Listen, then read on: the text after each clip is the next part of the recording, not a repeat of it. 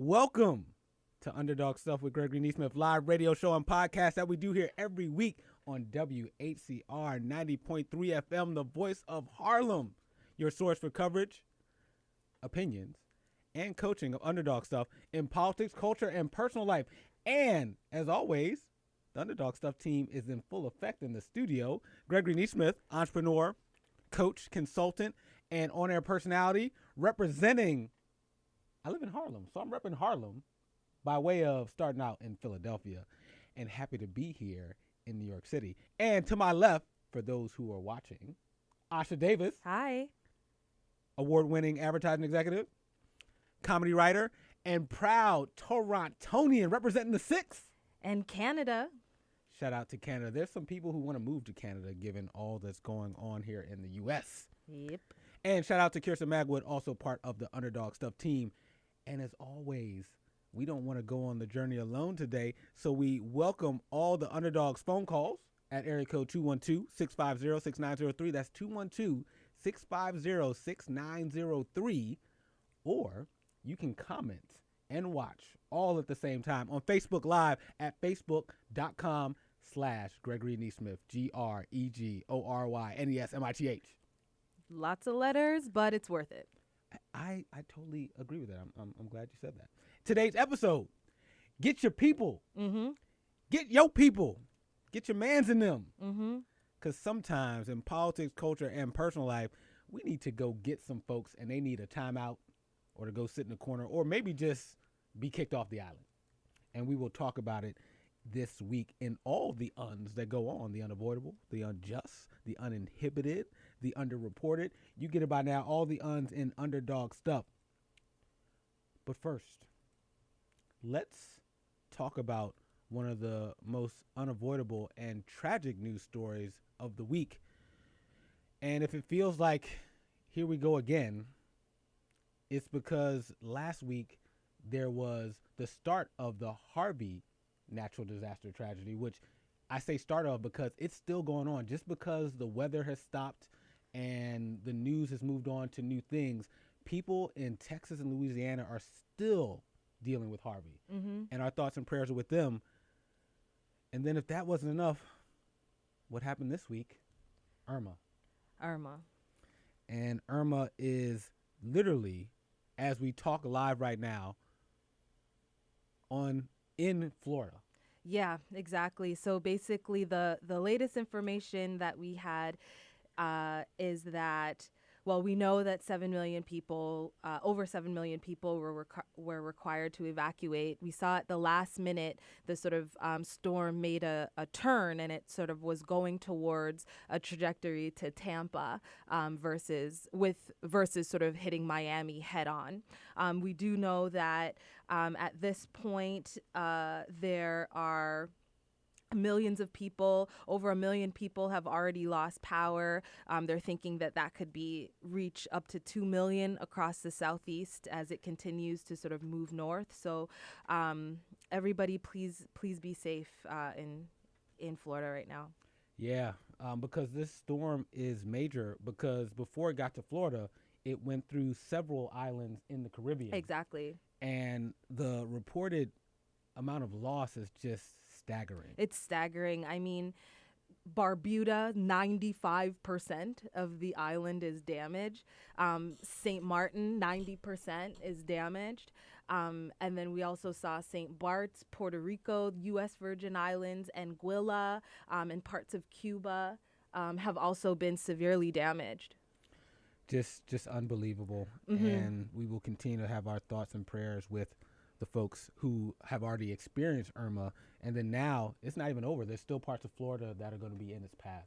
Yeah, and there's almost 25 people have died as a result of this. We're talking like 11 people on St. Martin's and St. Bart's. 4 people have died as a result of this in the U.S. Virgin Islands, 4 in the British Virgin Islands. This is not just destroying property. It's deadly and it's lethal. And please be safe. Yeah. Our hearts go out to everybody affected by this. And we will continue to watch throughout the day and the coming days and weeks, and hopefully no more loss of life. And again, though, I will say, just like with Harvey, it's also cool to see that so many people are helping each other and coming together. Exactly. Yeah. So we'll keep our eye out on Irma and also Harvey. Mm-hmm. All right. Cool. With that, let's get into the show. Get your people. Your girl is back in the news. I can't. You know what, man? The show's called Get Your People, so this time it's I appropriate. know, but So I say it just because I'm trying to weave in the theme of the show. So in this case, it's not a personal attack to your people or your girl, but it's part of the flow. But this time, let's. What happened this week? You tell me. Your girls in them. Yeah. The notorious HRC. Oh gosh. Also known as Hillary Rodham Clinton. I said it correctly this time. Yes. Is back in the news because literally this week she's dropping her book, What Happened? And she's also started dropping some hints as to who she blames for losing the election. Yeah. Yeah. So I'm going to start. There's 3 people that made her newsworthy this week that she blamed. Mm-hmm. We're going to save the best of those 3 for last because we're going to talk about him the most. Right. But there's 2 people she called out. Who? Barack Obama. No, she didn't. Keep his name out your mouth. She said that Barack Obama said, yo, ease up on Bernie. Don't go that hard on him. It'll divide the party. Just, chill out, lay back. Don't go hard on Bernie. Okay. And like the Hillary we know and love, who sometimes doesn't take responsibility for stuff, instead of her choosing to listen to Obama or choosing not to, she now blames herself or blames Obama for the advice that she chose to take. Wow. So Obama back in the news because of that's some audacity right there. But wait, that's one person. Mm-hmm. There's 3. So now there was a second person she went for. Mm-hmm. Uncle Joe. Mr. Biden? Yes. What'd she say? The vice president of the United States to Barack Obama for the 8 years before we got the Agent Orange in office. And she said that she was mad that Joe said that she didn't have a message for the white working class. She said he didn't. She said that he said that she didn't have a message for the white working class. And so what was her response to that? Her response is like, Joe, you were out here campaigning with me. You saw what I was doing. You were out there doing it too. How could you say such a thing? Wow. But guess what?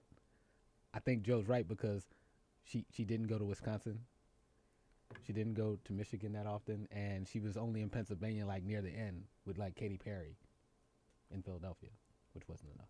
Which was not enough. I mean, technically he was right. Like if her, technically he was right. So I mean, I would agree. Exactly. So now, so she's back in the news talking about Obama and Joe Biden, basically going at the last administration, blaming everyone else but herself. Mm-hmm. But she wasn't done. Guess who else she went after? Who? I think I have an idea, but the guy who was like, the millionaires, the billionaires, the system's rigged. Mr. Bernie. She went after Bernie Sanders, basically saying that Bernie made her look bad in the primaries, which caused her to look bad in the general election. Mm. Him calling her out for taking money from Wall Street and things like that. She said that led to Donald Trump then being able to eventually call her Crooked Hillary. Wow. So she blames Bernie for campaigning against her for why Trump was able to campaign against her. She said that his attacks on her character caused lasting damage. And she basically said that in the book, that damage made it harder to unify progressives in the general election and paving the way for his Crooked Hillary campaign. I mean, that's crazy. She's going after Bert. Like, why? Can you get your girl? I can't. Like, this is crazy. If we did a list of who she blamed, her name either isn't on it or doesn't come up after she goes through about 50, 60, 70 other things in people. Now, let's talk about this a little further, but we also have a comment. Oh, great. We have a call on the line. Name and where you're calling from. My name is James. I'm calling from Queens. Hey, James. Okay, I'd like to make a comment there about the storm. I don't know if you realize that there are, you might say, responders that are on the scene today. You don't hear too much about them, called the amateur radio operators. Okay. And they are the ones that really help out in communities where the so-called communication is not there. Today we put our whole emphasis on internet and all that, but sooner or later that's going to come to an end, and these people step forward and help out in the community. You don't hear too much about this, but they are the ones that do we might say, the dirty work, the hard work. They even work with the police as well as with the Red Cross and helping people. And I think that help should come out to these people, because these are the people that really prepare the communications. Without them, you wouldn't have nothing. And I don't know why they don't talk about the amateur radio operators that have radio transmitters in their home, and that's been in business before internet was there. Hey, well, the good news is you just did that by shouting out those amateur radio operators, and you're right. The first responders and what those guys do is stories that need to be told, and that I'm glad that you brought that up. Now, before we get you out of here, do you have any family or friends that are in the eye of either Harvey that just happened or Irma, which is happening right now? Well, I have friends that live down there, and they've been going through this for a long time. I know when Haiti went through hell, it was those radio operators that helped out. And I don't know why is it that many people always depend on these popular news media they give you, and they're not even there. They can't even get to that. So in the sense that even in Houston, that had that recent Harvey, those radio operators were there to help out. Hey, well, we appreciate you. I happen to be one of those operators that trained for that. Well, James, we appreciate you and all the amateur radio operators out there and the folks doing what they need to do to try to help folks through these tough times. We appreciate you calling in, and please call in again. Thank you. Bye. Bye-bye. And I think he raises a really good point, because when we think about first responders and those amateur radio operators, these are people that are choosing to stay in the eye of the storm. So at a time when over 7 million people have been ordered to evacuate Florida, these are people that are choosing to stay in order to help with the relief efforts. And I think that definitely deserves to get acknowledged, and it's definitely sort of a level of bravery that I don't even think I have. Hey, man, and I'm going to include them in first responders along with these radio operators. It's a blessing that is how they are choosing to serve, especially in these tough times. And shout out to James, who is a radio operator, and to all those doing their thing right now down in Florida. Yep. I mean, we're seeing these updates, and it's still coming in, saying that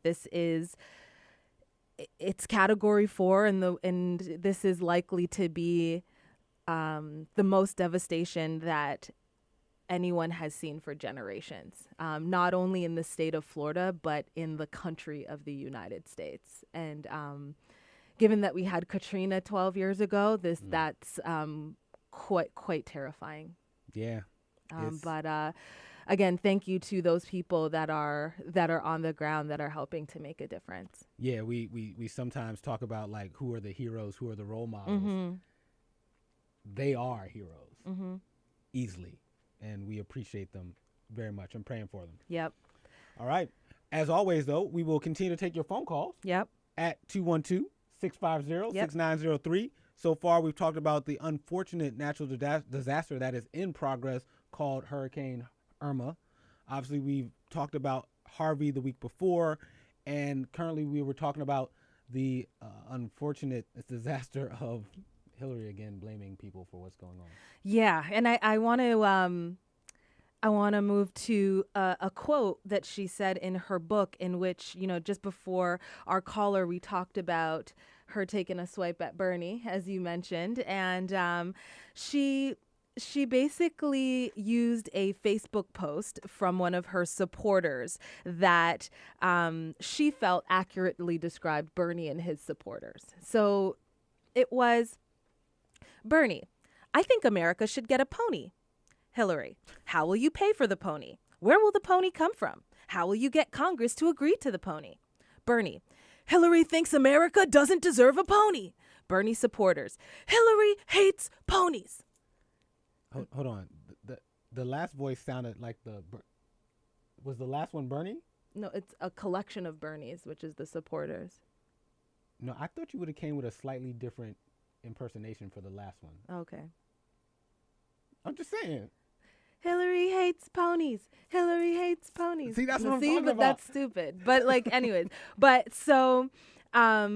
what's interesting is that Bernie Sanders was actually on Stephen Colbert this week, on Thursday, actually. And for anybody who's a fan of Stephen Colbert, I'm a huge fan. They know that he does not mince words when he asks questions, right? And so he actually asked Bernie to address that specific excerpt head on. So Bernie Sanders is on Stephen Colbert literally in the midst of the week when Hillary's coming out talking about Obama, then Biden, and then blaming him for her loss. Yes. Does Bernie say anything that's crazy? Right. So she says, she's basically saying in that excerpt that he's trying to, sell people pipe dreams with no actual plan as to how they would happen. Yes, right? I think the phrase I heard, she almost compared him to being someone selling 8-minute abs. Like, you can't really just call a number and all of a sudden do something and like an infomercial and you get 8-minute abs. Like almost like he's a slick car salesman in a way. Basically. So his response to that? He says, well, one of the platforms that I campaigned on was free tuition for public education for colleges. And he said, well, she thinks that was a pipe dream and how would we ever pay for it? Well, let's ask Governor Cuomo of New York. And as we all know, New York has recently outlined that all public colleges will be free. Yep, for residents of New York. Doesn't sound like 8-minute abs to me. I mean, that sounds like it's possible. So, and then, the other one he mentioned was, another campaign platform that that he platformed on was around universal health care. Yep. Something near and dear to you as a Canadian. Yes. I still don't understand why that doesn't exist here. And we're working on it. It's so slow. I mean, that's Bernie's working on it. About 50 years too late. Anyway, so he said, well, I've now got support from Democratic Senator Ms. Kamala Harris on that particular proposal. So it looks like there has been some movement there by the party.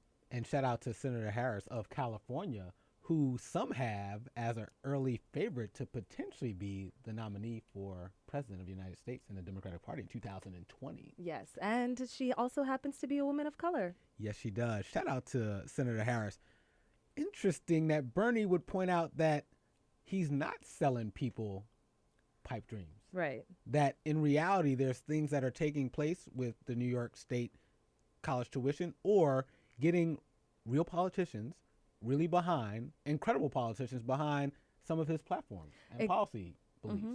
And I think, for all of those that felt like they couldn't really make a difference, I think that, what's happening right now, at least on the trajectory of some of these more independent type ideas being now having to be adopted by the Democratic Party because these are the things that the people want, I think is definitely a sign that something was achieved. So before we close out on this topic, I want to inquire with the underdogs, both watching on Facebook Live at facebook.com/Gregory Nesmith or listening on WHCR 90.3 FM, the voice of Harlem. The show is Get Your Peoples. Should we go get Hillary?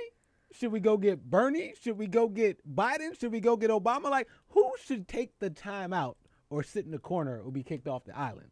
Mm-hmm. Because word is this type of infighting or debate isn't going to stop anytime soon because the Notorious HIC is going on a book tour for 4 months. Whoa, that's a long time. Yes, that's what it's been reported. So we might be getting these updates of her blaming everybody but herself for the next 4 months. I just want to say, in closing, Bernie is actually more popular than Hillary is right now. What? Yes, according to the recent NBC and Wall Street Journal poll, 30% of Americans have a positive rating towards Hillary Clinton. 36% have a positive rating towards Donald Trump. And 44% of Americans have a positive rating for Bernie Sanders. Wow. Well, you know what? I'd love to end on this quote because, he, on that same interview, he was asked, what would he ask of Hillary? Right. And I think what was really great about this is that he said, Hold on. I do. No, hold on. So I was going to say I wanted to share one of maybe a Democrat dissenter, but end on your positive note. No, because I almost wanted to say, like, this is what people are saying inside the party. And then we finish with Bernie saying something. Okay, nice. Go ahead. So one Democrat said, and it's always interesting to me when people want to be unnamed because it probably means they're saying something that is potentially harsh. They said that basically she should basically be quiet and shut the effing up. Okay. It was very harsh. They want her to literally go away. Wow. Okay. That's what some of the sentiment of the Democratic Party, because they're feeling anxious. They're like, why do we keep reliving the past? Which I think is cool because now I know what you're going to share. On a more positive note, Bernie, from my understanding, doesn't go down that route. He just thinks that we have to move forward. He'd like her to join us in the fight for a Medicare for all single-payer system and taking on the fossil fuel industry so we transform our energy system away from fossil fuel and move towards sustainable energy. Let's get together, take on Trump's desire to divide us up, and go forward with a progressive agenda. Let's ask her if she'll do that. That's positive Bernie Sanders. Positive. All right. We shall see if Hillary takes him up on his offer, which I think is the correct one. Yep. But if this keeps up, get your girls in them. Yep. With that, we're going to take a quick break. And when we come back, we're going to talk about the NFL. Mr. Michael Bennett. Michael Bennett and policing. Mm-hmm. More Underdog Stuff, your phone calls and your comments after this break. Texting while driving is dangerous. The driver who is texting is distracted, putting himself, pedestrians, and other drivers at risk. Statistics show that 25% of all car accidents, or 1 million car crashes a year, involve a distracted driver. In 2012, 3,500 people were killed and 400,000 were injured due to distracted drivers. It never makes sense to read and text while driving. So if it's an emergency that you have to make a phone call, in some cars, you can pair the car's Bluetooth with your cell phone and keep your hands free. So please, for the safety of you and everyone around you, keep your eyes on the road and not on your phone. Nurse, set up an IV. And you, her boyfriend, you were the driver? Yes, doctor, but I didn't mean to hurt her. I only had a few drinks. I was just buzzed. Just buzzed. Oh, then your girlfriend is fine. Hey, sweetie. I feel great. She's really okay? What, are you kidding? No, not really. Nurse, get me a suture kit. Stack. Buzzed driving. Maybe we should stop acting like it's no big deal. Buzzed driving is drunk driving. Brought to you by the U.S. Department of Transportation and the Ad Council. Welcome back to Underdog Stuff with Gregory Nesmith, live radio show and podcast.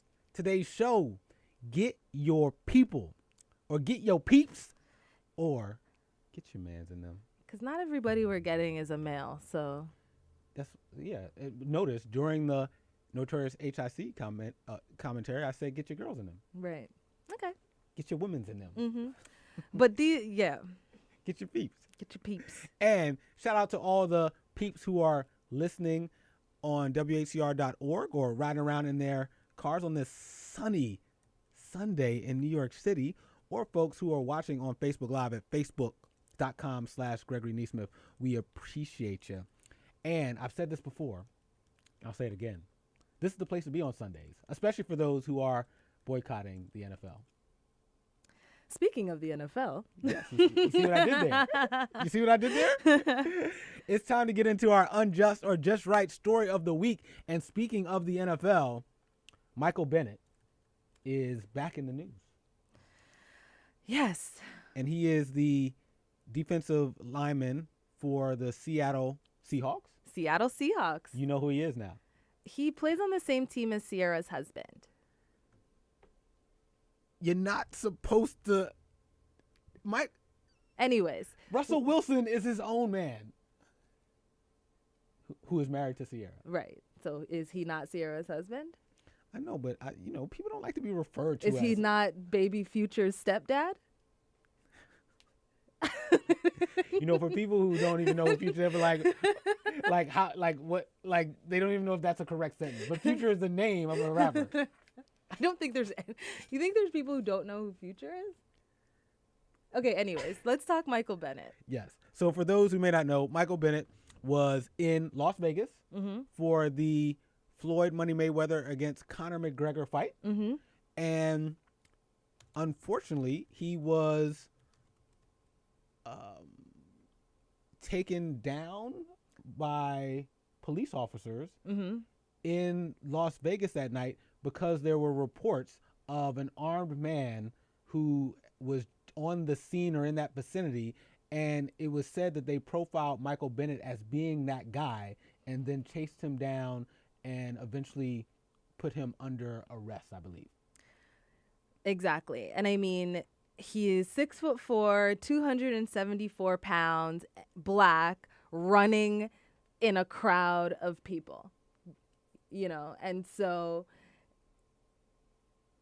the police basically looked up and went through a mental thought process of who of the people that we see right now is the most likely to be a shooter.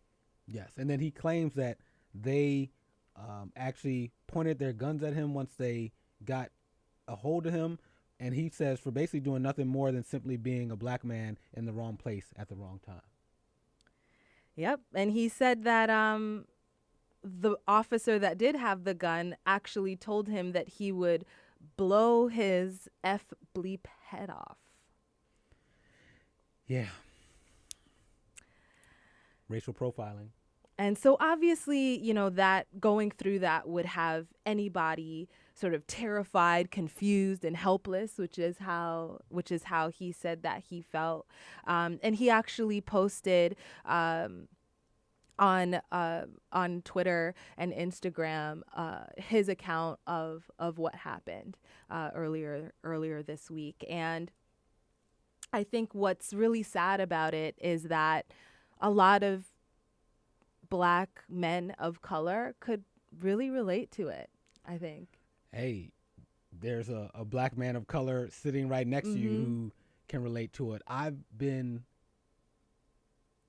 pulled over and or while walking approached to put my hands up in the air, probably a total of, let's call it around 7 to 10 times in my life. Wow. That's a lot of times. You think it's in the double digits maybe? Yeah. That's a lot. So, for example, in Lower Manhattan, walking from an event, just having drinks with coworkers, about to walk towards the subway so I can get on the subway to go back home, cop car pulls up, they jump out the car and they're like, throw your hands up in the air, pull out the guns, because there was reports of someone in the area who had committed a crime.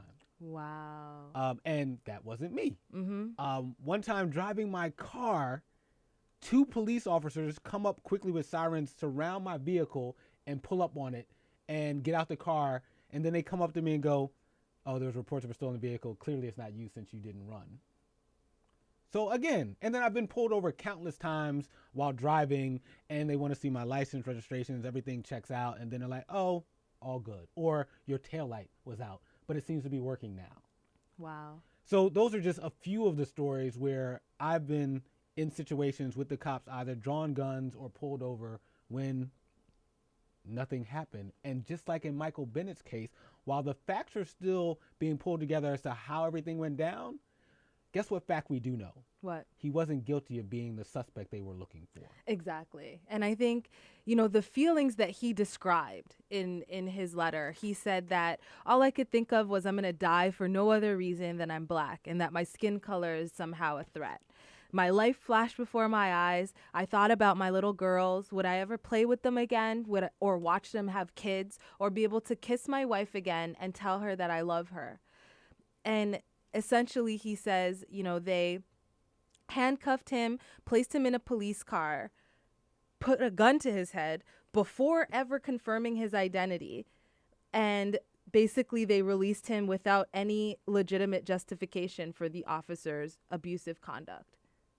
You know, he said that apparently, obviously, they realized that he wasn't a thug or a common criminal or even just an ordinary black man like you are, Gregory. You know, basically, he said that once they realized he's Michael Bennett, a famous professional football player, then that's when, you know, he was basically let go. And I think that that's another really important thing, that's why people are standing with Colin Kaepernick, because, you know, that's why it's so important, because these things are happening to people. And when we're seeing all of these, you know, deaths coming from people of color by, you know, officers meant to protect them, you have to wonder, you know, why is this happening? You know, why we need people to stand up for the underdogs, for the ordinary people that don't have the benefit of being rich, famous, and notable. Yeah, and this is why, to your point, Colin was taking the knee last year during the national anthem. And, you know, there's still obviously some structural and institutional issues when it comes to race and policing, because it's one thing to make the mistake, but the aggression, the language used when interacting with him, it's all of that makes it so disgusting, disheartening, that makes it so unacceptable, because it's beyond just making the initial mistake. And it'd be one thing if that was that. It would be investigated. We'd find out what would happen.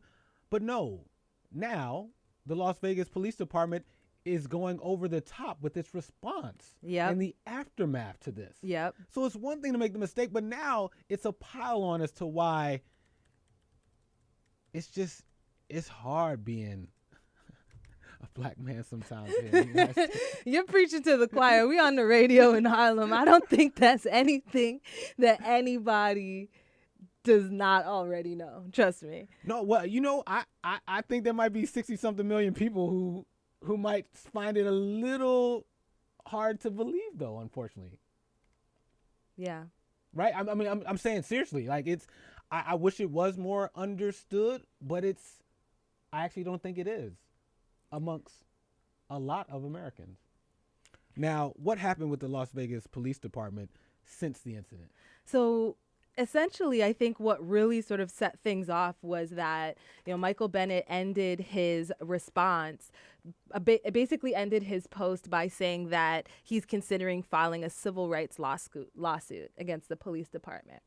So the next day, the president of the Las Vegas Police Protective Association basically sent a letter to the NFL commissioner, Mr. Roger Goodell, that said, on behalf of the rank and file members of the Metropolitan Police Organization, I request that you conduct an investigation and take appropriate action into Michael Bennett's obvious false allegations against our officers. While the NFL might condone Bennett's disrespect for our American flag and everything it symbolizes, we hope the league will not ignore Bennett's false accusations against our police officers. They also went on to insist that the officers involved in the incident had, quote, reasonable suspicion, I feel like we've heard that before, to believe Bennett may have been involved in the shooting, and they acted appropriately. They say that they also went on to say that Bennett's claim that he was detained only because he's a black man in the wrong place at the wrong time is, and I quote this, offensive to the men and women in law enforcement. So basically they're saying that anybody saying that or anybody assuming that black people get singled out just because they're black are offending police officers everywhere. First of all, what does kneeling during the national anthem have to do with him and the incident in Las Vegas? That's a very good question. But now we just went left. Like, it's one thing if you feel disrespected or you want to play the PR game about who said what and your word and his word. But how we talking about the flag? Basically, they're like, oh, this is one of those black guys that's aligned with Colin Kaepernick. So let's add that angle to this story. Let me be very clear. The reason why policing and race is such a big deal is that it's one thing when I'm dealing with people one-on-one, right? If you and me have an issue or me and someone else has an issue, that's different. Police are an extension of the state. Yep. An extension of the government. And so whenever the state has set up a structural and institutional challenge to like you just like being a citizen and living your life, and me feeling literally one of the most uncomfortable things in my life is when driving or walking and there's police around. And it shouldn't be the case. So this is a big deal because we're not talking person to person. We're talking about an extension of the state that seems to disproportionately treat me differently than it does other people. And that is, it just, I just can't believe that people don't get it. And so you want to bring up American flags? That don't have anything to do with you profiling someone based on what they look like. Exactly. It looks like we have a caller that actually wants to talk about that too. So we'll get to them shortly. I think that the other thing is that essentially, you know, basically what the Las Vegas Police Department is their version of events, just to sort of let people know. Yeah, give the full story. Is that they got a call of shots being fired at the casino. They didn't know exactly sort of what the shooter looked like, and they looked for any suspicious people. And Bennett qualified because he allegedly attempted to flee after noticing a group of officers. And so the exact truth about what happened probably won't come out for another few days, so we'll probably talk about this on the next show. But there's a good chance that it will actually come out because, guys, this is Las Vegas. There's more security cameras there than anywhere else in the world. Yeah, if there's anywhere you want something to happen, it's in a casino in Las Vegas. Because they're trying to see if people cheating. Exactly. so yes, and I think that is an excellent point. So I can't wait for all the video cam stuff to come out. And for any of our listeners right now who are watching on Facebook Live or listening on the radio, if you get a chance to at some point before the show is over, can someone Google our citizens' right to flee? I believe I read once that there was a Supreme Court decision that says us as citizens, we have the right to flee or leave situations or scenes without the presumption that we are guilty or that we've done anything. Mm-hmm. And so I just want, if someone can, because I believe that also some may be going, but he moved in another direction. I believe that he's constitutionally actually allowed to leave a scene. I mean, there's gunshots. You're allowed to run away. Everybody's running. But I want to bring that up for people because we do have some curious conservatives or Trump supporters that often listen to the show, and I know that you can't run or flee, but I actually want to bring it back to like what's right and allowed, but also what's legal too, because I know my rights. Right. With that, let's see who we have on the line. Caller, name where you're calling from. Hi, this is Deborah from Manhattan. How are you? Good. How you doing? I'm well, thank you. You know, I was listening to you talk about the flag. Yes. I just gone to a couple of graduations, high school, preferably in a mostly white area. And I'm watching, the whole pomp and circumstance of the flag being brought down the aisle, and and the students sit down, and it's all very nice. And we stand up, and they're asking, people are starting to sing the national anthem, and I'm singing it. It matters really not to me because I don't. I'm a guest, and I'm looking up and I'm looking around and I'm singing, and I'm looking at all of these white people, and not one of them knew how or what the words were to the national anthem. And it's the same type of person that would say that they're insulted. Half of these people don't know anything about the history. I mean, if you ask them what the first 4 presidents are of the United States, some of them can't even tell you. And I've seen that on a station where they were talking about education, and they asked young people who the first 3 or 4 presidents were, and they couldn't tell them. But they went to China, they went to Russia, and they went somewhere else, and the kids could tell you. So when I see people make a big thing over something like that, I'm like, you all are not asking these people the right questions. You really aren't asking them the right questions. I mean, they'll tell you Constitution this, Constitution that. They don't know anything about the Constitution. They really don't. So Deborah, what do you think it's really about then?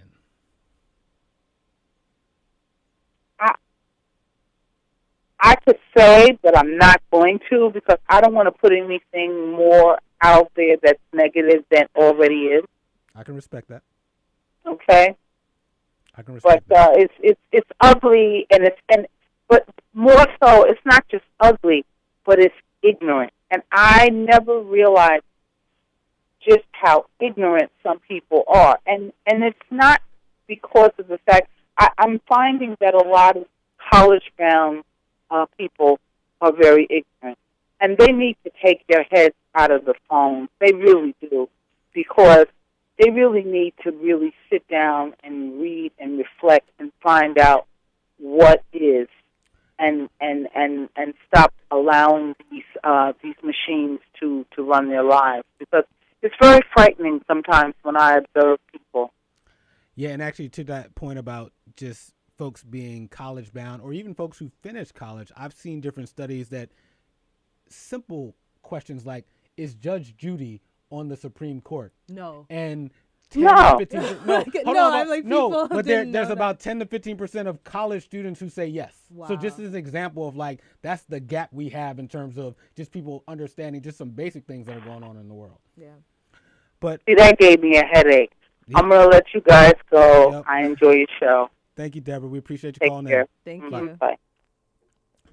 Yeah, I think a point that Deborah makes that I think is very key is it's even not really about the flag, right? Or the anthem. Like, some people don't even know the words to the anthem, but it's something deeper. And unfortunately, I think at times it's something more sinister, something that is more harmful in terms of folks not acknowledging diversity, folks not being aware of the past, folks not getting context or institutional or cultural issues. And I mean, I love when she said they're not asking the right questions. Yeah. They're focused on the wrong thing. They wanna be focused and get mad because somebody's sitting down during a national anthem that they don't even really know or understand.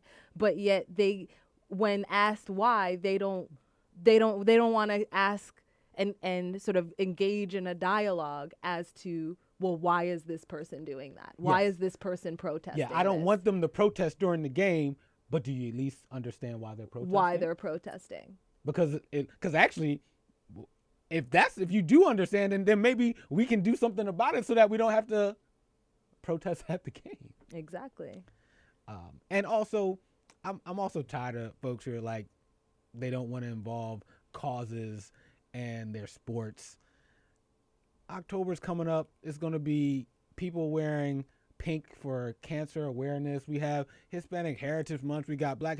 We have a lot of causes that happen and get promoted and talked about and experienced through sports. We got folks like J.J. Watt getting involved in causes like Harvey. So also, let's stop it with the I don't mix causes in my sports. Mm-hmm. And I want to end on a positive note with this story, because we talked about the police calling on Roger Goodell to actually take punitive action. I know against. But before you do your positive note, should I say my negative note? Sure. I'm not watching the NFL until Colin Kaepernick gets signed. Okay, back to you. You could have said that after. but essentially, the Las Vegas Police Department, they want Roger Goodell and the NFL to punish Michael Bennett. And for basically coming out and publicly saying negative things about them. Get your mans in them. But Roger Goodell actually issued a statement saying that Michael Bennett represents the best of the NFL. He's a leader on his team and his community. Our foremost concern is the welfare of Michael and his family. While we understand the Las Vegas Police Department will address this at some point, the issues Michael has been raising deserve serious attention from all of our leaders in every community. We will support Michael and all NFL players in promoting mutual respect between law enforcement and the communities they loyally serve, and fair and equal treatment under the law. It's important to note that Commissioner Goodell has not sort of directly responded to the request to punish Michael Bennett, but I think that statement says a lot. Shout out to Roger Goodell, who there's been times when I've gotten on him as a commissioner and his handling of things, but that is a very good statement and good to see the support he's throwing his way to one of the great men and players in the NFL. Mm-hmm. And I just noticed that, I could have saved the NFL cap. I know. You just like to interrupt me because you're a man and that's what you guys do. What? Yep. Get your people. That would be me. I do raise my hand, though. But you're raising your hand and talking at the same time, so it doesn't count. It was multitasking. Right. Yeah, That's okay. We got mansplainers and man-interrupters on this show, too. We're not... Gregory Nesmith is not immune to man-interrupting, but it's okay. Can I offer to do better? You just interrupted me to say, can I offer to do better? But no, yes, you paused can. just then. Okay. I'm going to get myself and get my people. I think you need to get yourself. Get your life. Yes. I'm going to take a break and get my life. Although I'll have a lot of time to do it because I won't be rushing home to watch the NFL doubleheader or Sunday Night Football, because I will not be watching any football until when? Until Cap is signed. Yes. And at this rate, I may never watch, unfortunately, the NFL ever again. So even if Roger Goodell and fully comes out and supports everything, but, it becomes too late in the season for Cap, do you think you're still not going to tune in? If it's not till next year, then I'll wait till next year. Okay. And with that, we're going to take a quick break and then more underdog stuff after this break. And we have the of the week coming up. Mm-hmm. But this was a good one. This was your man's in them. This was your man's in them. Okay, this is no one's man's. No, I think the white nationalists actually. The Nazis' man's in them. I think, Breitbart, some folks are down with him. All right. We're going to talk a little under the week, and I'll give you a little hint. Catholics, culture, and immigration. Well, it is Sunday. Yes, it is, and Jesus knows our heart. I don't know if he knows this guy's heart, but we will find out. More underdog stuff. Today's show, get your people, get your peeps, get your mans in them, and your womans in them after this. Racism is a kind of prejudice associated with race, ethnicity, or physical characteristics. This kind of prejudice denotes that some races or ethnic groups are superior to others in skin color, thoughts, beliefs, intelligence, culture, or character. What can you do? There are many ways you can stand up against racism without putting yourself at risk. Say something. If you feel offended by the actions or expressions of someone else, speak up and let them know how you feel. Walk away. Sometimes saying nothing and walking away is also a good way to say, I'm above racism and there is no room in my life for it. Tell someone. Sometimes your friends and family can be your best support group. If you're being discriminated on social media, report it. Many social media sites have no tolerance for bullying or racism. Facebook and Instagram allow you to report content that breaches its terms of use. You can also make a formal complaint if you're experiencing any type of racism or prejudice. In 2012, a New York City MTA passenger contacted 311 to report racist ads on the subway. This is just one of the many platforms you can use to report racism. Log on to nyc.gov for more information. Want to get involved? Go into itstopswithme.humanrights.gov for information on how you can help stop racism.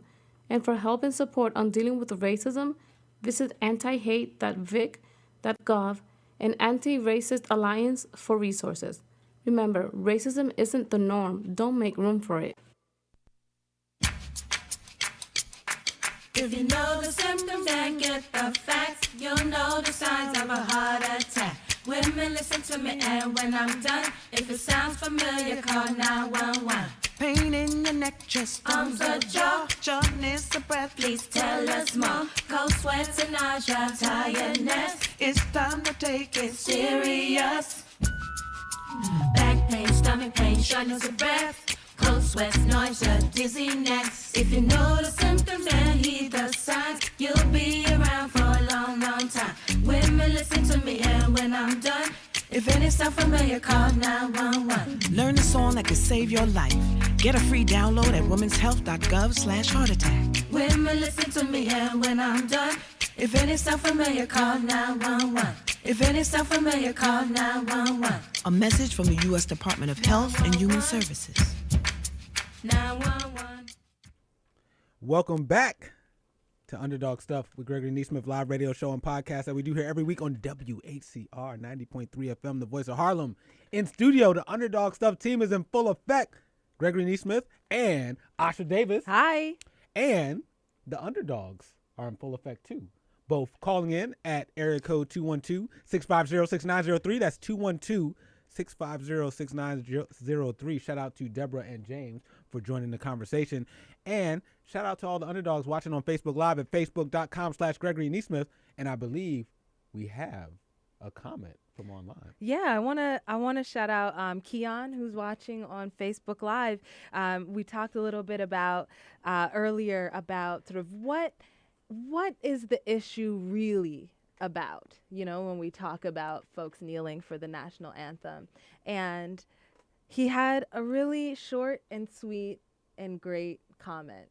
He said, what is it really about? It's about race and isms. Keon, correct? Mm-hmm. Shout out to Keon. One of the brilliance and insightfulness is often like found inside of the simplicity of things too, and just literally in like a sentence. I get it.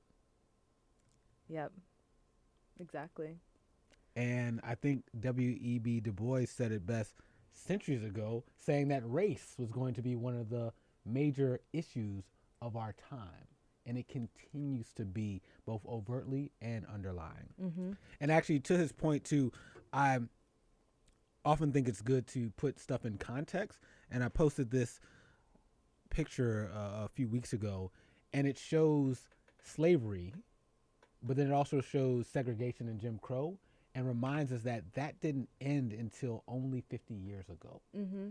And I think sometimes when the conversations about slavery ended a couple centuries ago, we feel like, oh, that was a while ago. Everything should be fine by then. But actually, freedom for African Americans only started to happen as a policy, like actual law, only 50 years ago. Mm-hmm. And if you think that things can change that quickly, let me tell you, things don't change that quickly. No, they don't. And I appreciate what he said, because race is still an underlying issue and an overt issue in our society. Yeah. And I think, he also actually made another comment that, because I had sort of raised the point just again before we went to break about, if Roger Goodell further comes out in support of Michael Bennett and such, like, would that ever sort of sway you to watch the NFL again this season? And Keon actually had a good comment. He says there's a stark contrast between Goodell's words for Bennett and actions concerning Cap. The words are sort of all feel-good talk. He's saying, and it's sort of like until there's acknowledgement and action around teams fundamentally not selecting Colin Kaepernick, not based on his ability to provide value to their team based on his skill, but solely because of the fact that he is taking a stand for an end to racial profiling by police it is actually quite crazy and quite disgusting. I think either a team signs him or teams face some sort of punitive action for picking players that are statistically not as good as he is. Statistically not as good, eye test not as good, not as good. Right. I agree with him. Like I said, talk is not going to bring me back to watching the NFL. Action will. Yeah. Seems like you guys are on the same page. Yes. So Sunday, there's our show, and there's lots of other stuff to do. Speaking of Sundays, we got church, right? We go into Catholic Church for our Honor of the Week. Your man's in them. Oh, gosh. Steve Breitbart Bannon, former chief strategist to Donald Trump, who recently resigned. He was not fired. I keep missing the cue. I don't know how much more I can do. Like, did you see the emphasis? I really did. You even started speaking louder and everything. So even Steve Breitbart Bannon back in the news for saying some crazy things related to immigration, DACA, the Catholic Church. Former chief strategist to Donald Trump, who resigned not too long ago. I think he was fired. Thank you. But they said he did resign, though. No, I'm joking. All right. Steve Bannon, who, for folks who want to actually hear him speak, he doesn't do a lot of actual on-TV interviews. He's going to be on 60 Minutes later today. And he is reported to have said a couple things about immigration, DACA, and the Catholic Church. What he said now? Basically, he said that the Catholic Church needs, and these are his words, needs illegal aliens to fill the churches. Say that one more time. He said, this is, quote, this isn't, I just want folks to know, this isn't Gregory paraphrasing. This is Steve Breitbart Bannon when Charlie Rose inquired to him about, hey, what's up with the Catholic Church? What's their stance on immigration? He said the Catholic Church needs illegal aliens to fill their churches. So he's basically saying that the Catholic Church is taking in people that need help, the poor, the meek, he says that the church is taking in these people because they need them to fill the pews to pay their tithes and things like that? Basically. So they're going to support legislation that helps these people, not because that's what Jesus would do, but because they need these people to fill the pews? Yes. So he's saying that the church, while doing something in service of its mission, he's saying they're not doing it because they're being good Catholics. He's literally insinuating that they're doing it for financial and then also political wants, because it has been shown that the more diverse party is the Democratic Party. So also both illegal and potentially documented workers and new citizens or immigrants to the country will become voters in the Democratic Party. So it's twofold. He's accusing them of doing this for both economic reasons of the church and political reasons of the church, not because they want to do the mission of being good Catholics. And he's basically saying while he is Catholic, right? Yes, he is Yeah. He's Catholic. So he's basically saying, this isn't an issue about being a good Catholic. This is an issue about sort of the sovereignty of the country and protecting the integrity and the constitution of the country, essentially. Yeah, and also he takes a bit of a jab at the Catholic Church, who we know over the years has come under fire for some of the issues it has with child abuse. Mm-hmm. And he also points out that he says the church has not been able to handle its issues. So on top of that, it definitely needs this influx of illegal aliens, as he puts it, as opposed to the way it's been operating for hundreds of years. So is he part of the Catholic that created those like Jim Crow laws and like justified black people as 3/5 of a human? Is that the part of Catholic is that the type of Catholic he is? He is known to be down with white nationalists. And for those who get all worked up about whether or not I'm calling him a racist or a white supremacist or a Nazi, I don't even need to go that far. I just need to tell you that he is known and defined as a white nationalist and populist. And guess what? Those who want to keep the country pure, those who believe in whites are becoming disenfranchised and want to make America great again, those policies align with those of the KKK, of white supremacists and white nationalists. I mean, just so that people understand the sort of direness of the issue of DACA or, the Dreamers Law, essentially, if this actually went through, 850,000 people would be displaced in America and sent back to whatever country that they don't. This affects 850,000 people. And it's good that you brought up DACA, because he also goes in on Cardinal Timothy Dolan of New York, saying he is in vehement disagreement with the cardinal who actually supports DACA. Because Steve Bannon's like, no DACA, no illegal immigration. I don't care if they're dreamers, nightmares, nappers, whatever it is. He's just like, they don't belong here. I think he's a nightmare.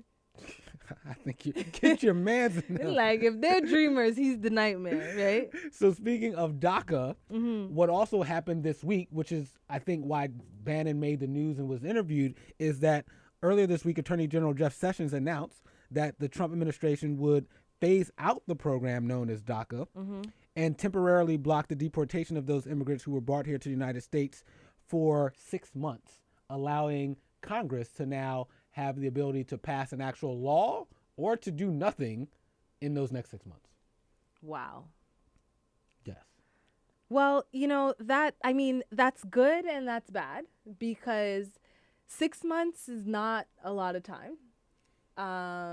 It's basically like saying, okay, you're good for now. Most people have to plan their lives more than 6 months in advance.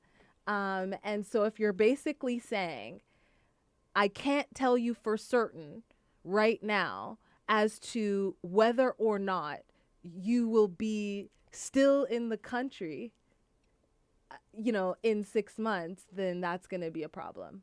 It definitely will be a problem.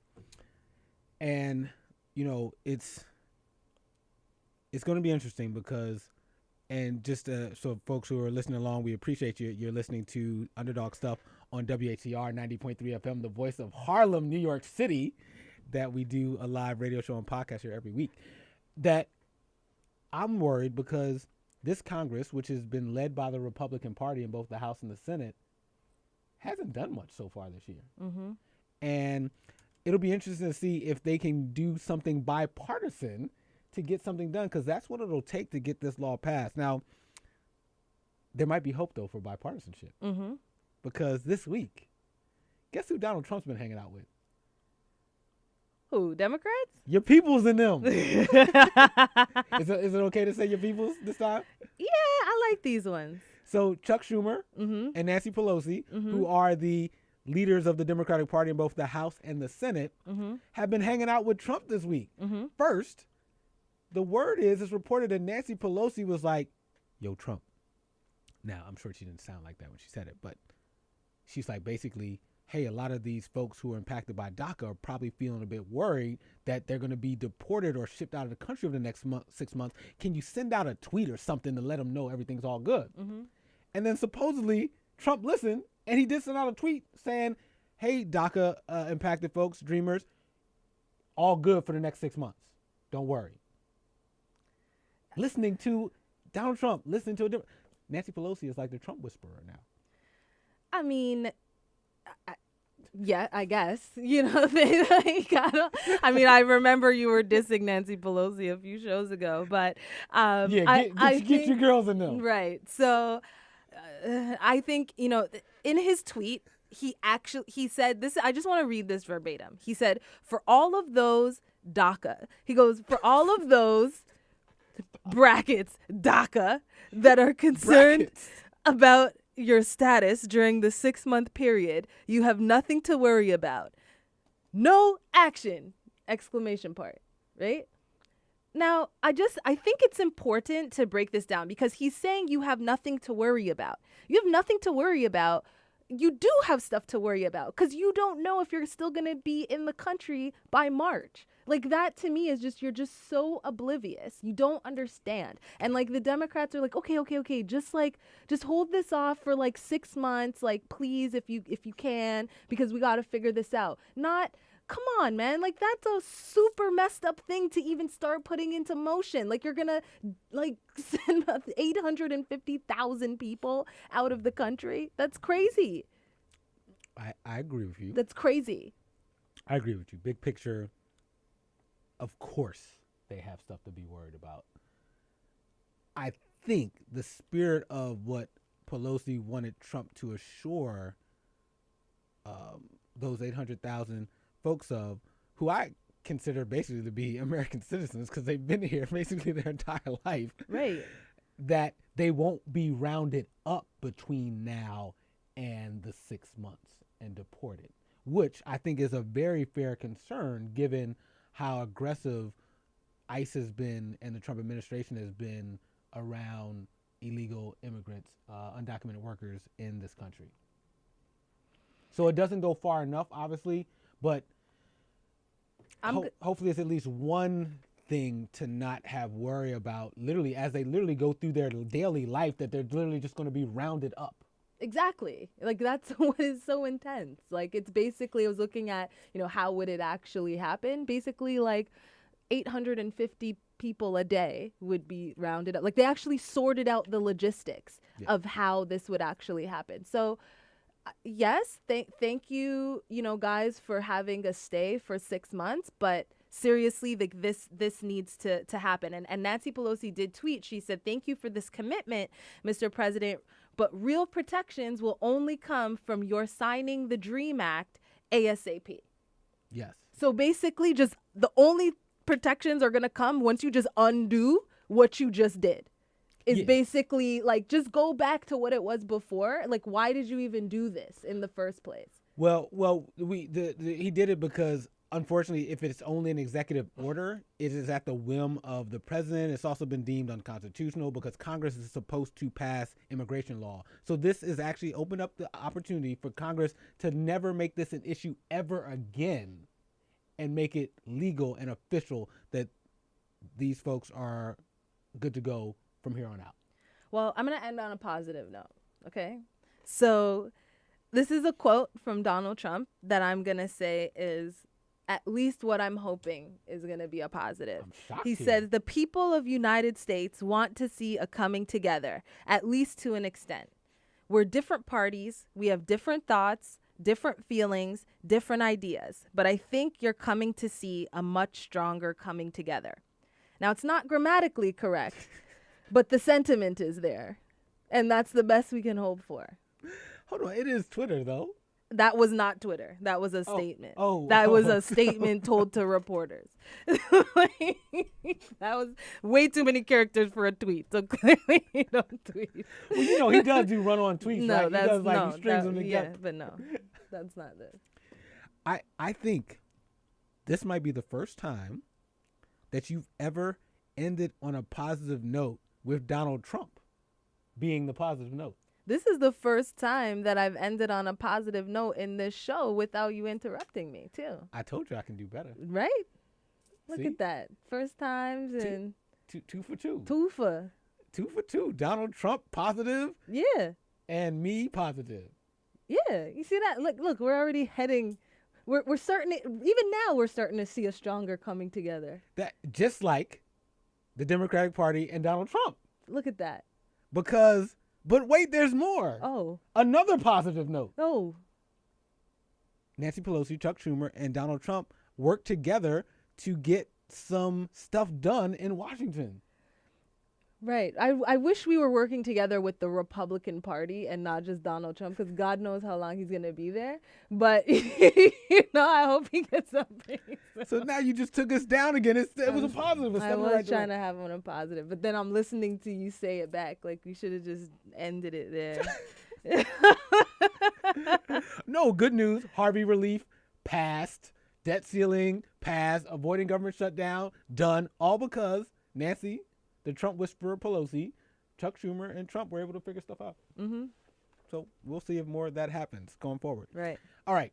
A couple quick underreported stories, and then we'll take a quick break. Underreported stories that we want to make sure people are aware of and keep an eye out on are two things that happened. Yes. So the first one is Betsy DeVos is back in the news. Get your girls in them.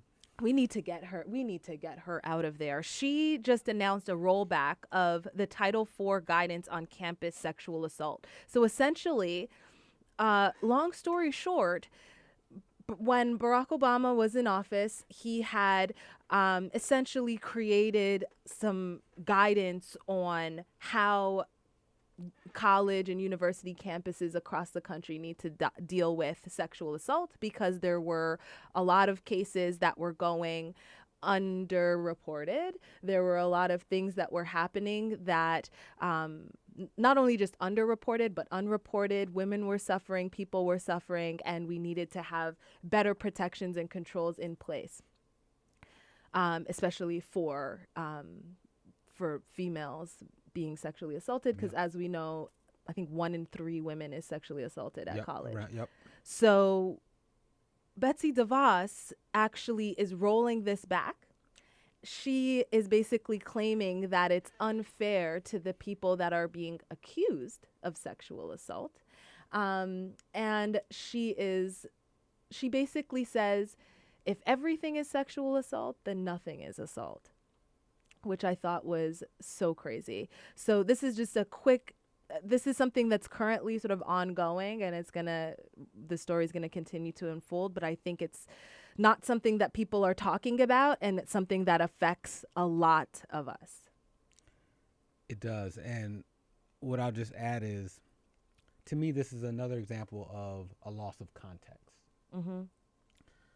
The Obama administration didn't pass this executive order to punish the potential abusers. They did this because, to your point, there was an issue. There was a problem with there being actual justice and creating a place where women felt comfortable coming forward, knowing that there would be due process and that it would be investigated, that it would be taken seriously, because we don't want this to keep happening. And so this was put in place to right a wrong or something that was out of balance. Exactly. And I don't believe that in a year or two that's been solved. So there's still room and a need for this.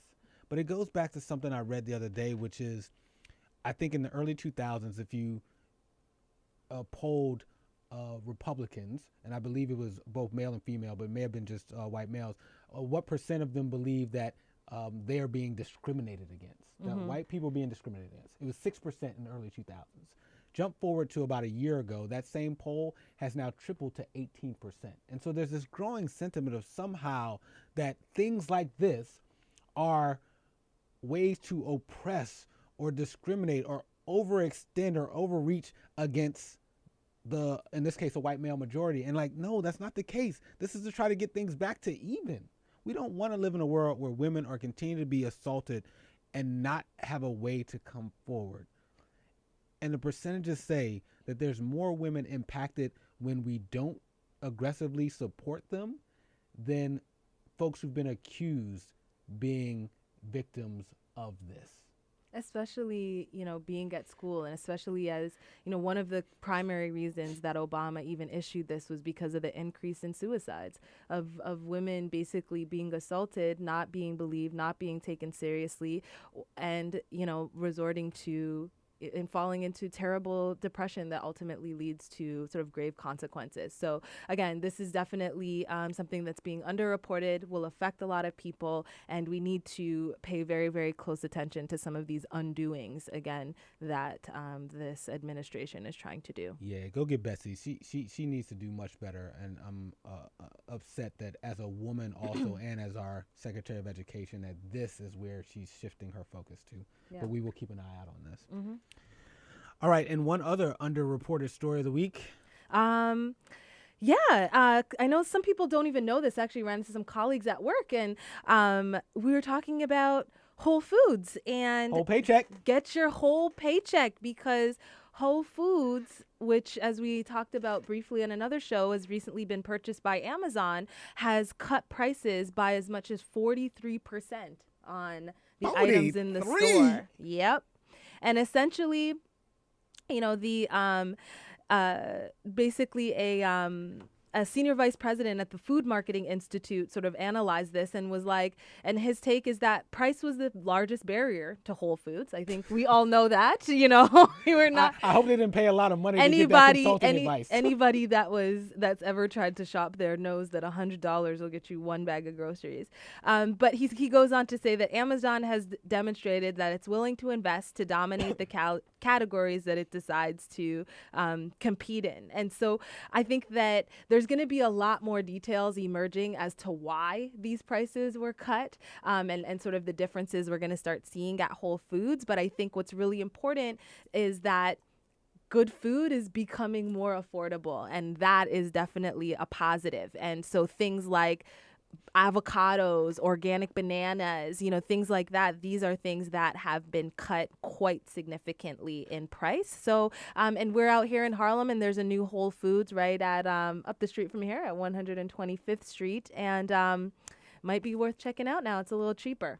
Yes, and we will definitely revisit this story because at some point, speaking of underdogs and situations, I do want us to eventually talk about how do we feel when a place like Whole Foods comes to a community like Harlem. Mm-hmm. So yes, we will definitely talk more about that.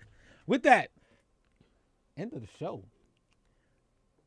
Get your people, get your mans in them, because as we learned this week, there are definitely some folks in politics, culture, and our personal lives that need a timeout to go sit in the corner or literally get kicked off the island. Yep. And we talked about it today, and we appreciate you. And if you missed any of today's show, there's a podcast. Yep. That'll be out tomorrow on iTunes, Podomatic, Google Play, and YouTube. And you can subscribe, and shout out to all of you who've made the podcast number in the top 100 in society and culture on Podomatic out of thousands of podcasts. Thousands. That's a pretty big deal, and we appreciate you. And as always, I'll leave you with my favorite quote. Yep. Underdogs, can't nobody do it like you do it. Nobody. Back next week. Appreciate you. Peace.